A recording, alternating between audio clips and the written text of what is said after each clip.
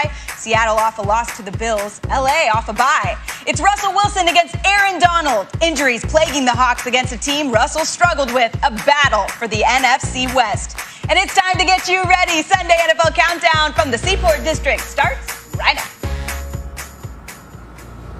We ready. This is what we live for.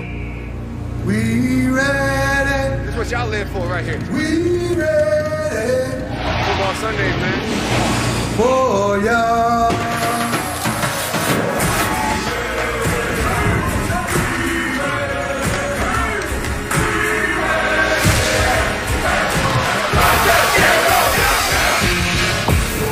For championship team, you gotta have a little adversity. Let's go. Mouth swinging. Hit him in the mouth. Let's go. Show the world what you back. We're nothing today. Let's dominate their ass. Let's go. No one circles the wagons like the Buffalo Bills. Kyler Murray making it all look easy for Arizona. Come on, Joe. Yes, sir. Magic time. Hey, that was a dime right there. Y'all want to be great? Be great. Let's go. There's only one undefeated team. We the best. Everybody sit back. Grab your popcorn. Let's put on a show. Great cash. Welcome to Sunday NFL Countdown, presented by Snickers. A beautiful day in New York City on the rooftop of Pier 17 at the Seaport District. Beautiful day for some football and for some rookie QBs on display today. Seems to be a good year to be a rookie QB, or at least a young one. We're going to see some of them today. Did you guys know, though, and I think this might have something to do with it, that this year road teams have a better record than home teams? We know they're not playing in front of a bunch of fans, but it's kind of evened the playing field. But before we get to all the games we're going to talk about today, let's get the news of the morning. And for that, we go to our insiders, Chris Mortensen and Adam Schefter. What do we need to know this morning, guys? Oh, good morning, Sam. The New Orleans Saints are facing significant discipline from the NFL for not wearing masks during their post-game celebration after beating Tampa Bay last Sunday night. We'll have more on that story coming up later in the show. But for now, we have a duel between the 5th and 6th overall picks of the NFL draft. Tua versus Herbert. And the Miami Dolphins were zeroed in on Tua all along once they could not swing a trade to go get Joe Burrow. They were happy to go get Tua. Meanwhile, the Los Angeles Chargers loved both quarterbacks. They felt like Herbert might have a slight edge, but they recognized what Tua could bring to the Los Angeles area if they decided to trade up. Ultimately, they decided not to. They stood where they were. They took Herbert, the Dolphins took Tua, and today the two square off for the first time in the NFL, Morton. Yep, and the Steelers get their old guy back. That's Ben Roethlisberger, who missed the week of practice because of a COVID-19 post-contact tracing incident. Therefore, he was at home all week. He said he actually joked that his body enjoyed the week off.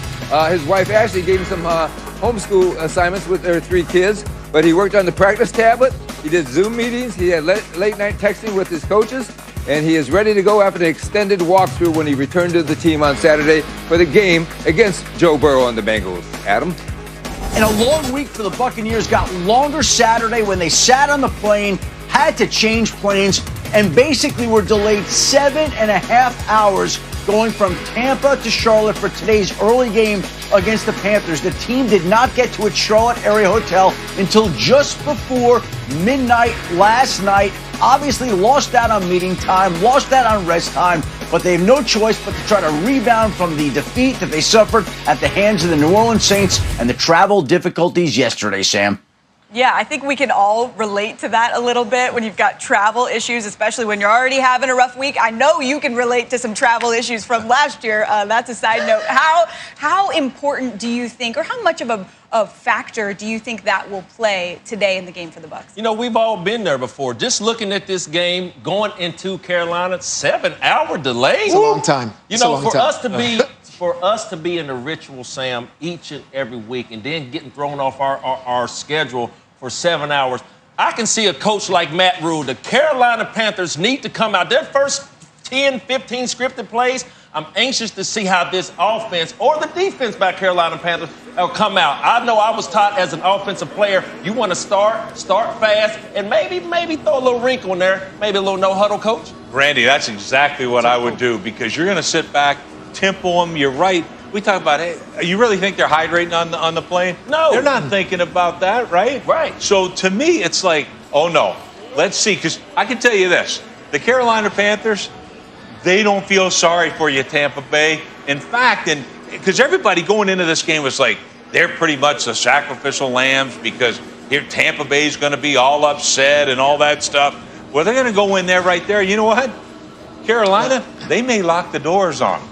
So we'll see about it. Last week, we are the only ones we're saying that Carolina had a chance against Kansas City. They came up a little short, but they have the formula to give top teams trouble. They protect the football, and they win runs and completions. And just watch out, Tampa. You may be in for a dogfight today. Yeah, fella, I mean, the mentally tough teams I would not worry about, okay? It's something you just deal with. You still get your hydration on the plane no matter what meeting time or any time. You go in there, and you get the job done.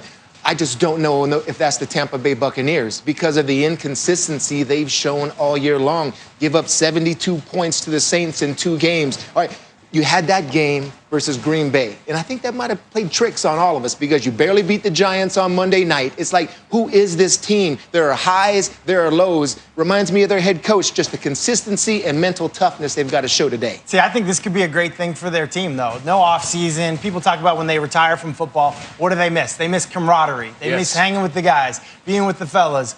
This is an opportunity, right? This is a family camping trip. 7 hours together. You're all fighting adversity. You kind of get closer together because you went through the fire together.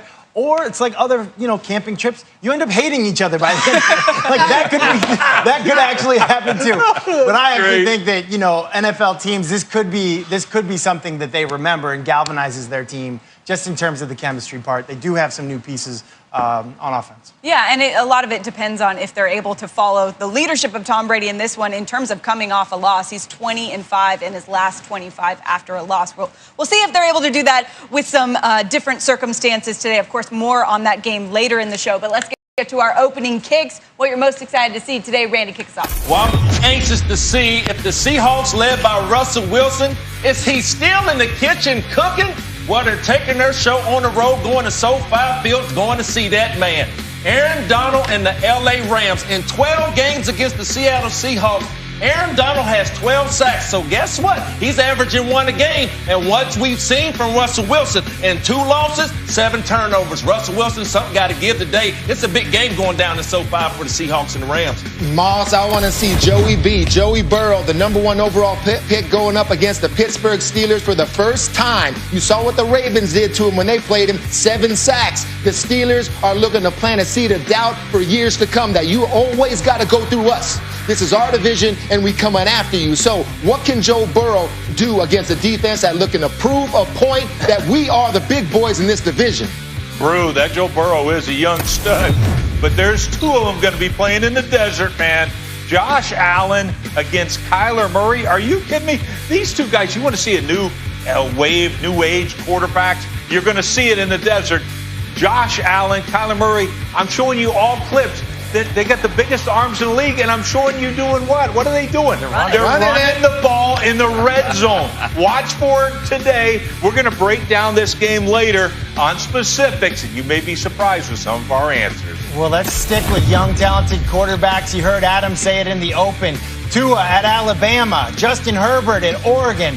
Where are they going to go? Who's going first? Who's going second? Are the Dolphins going to take Herbert? Are the Chargers going to take Tua? This is the first of many great battles with these 2 young quarterbacks. Herbert has an advantage in that he's played more NFL football so far. Tua has an advantage that he's got the better defense and the much better team. They've won 4 in a row. Can the Dolphins make it 5? Well, the quarterbacks today at MetLife looking for some improvement. Daniel Jones and Carson Wentz. Evan Ingram, though, he leads the Giants in receptions right now. Had his first touchdown of the season last week against the Washington football team. Can he do it again today at MetLife? Hey, wake up. Wake up. Wake up. It's Sunday NFL Countdown. Coming up, Tom Brady looks to bounce back against Teddy Two Gloves today. But first, he's taking you inside the mystery of momentum. You can feel it. It's all about how fast can you get and do it again. When you're in rhythm, you've got to do everything you can to stay in rhythm. Plus, why Big Ben and the Steelers should be on upset alert with Joe Burrow in town. While Kyler Murray and Josh Allen might both score more than 40 points today. And what Lamar Jackson is working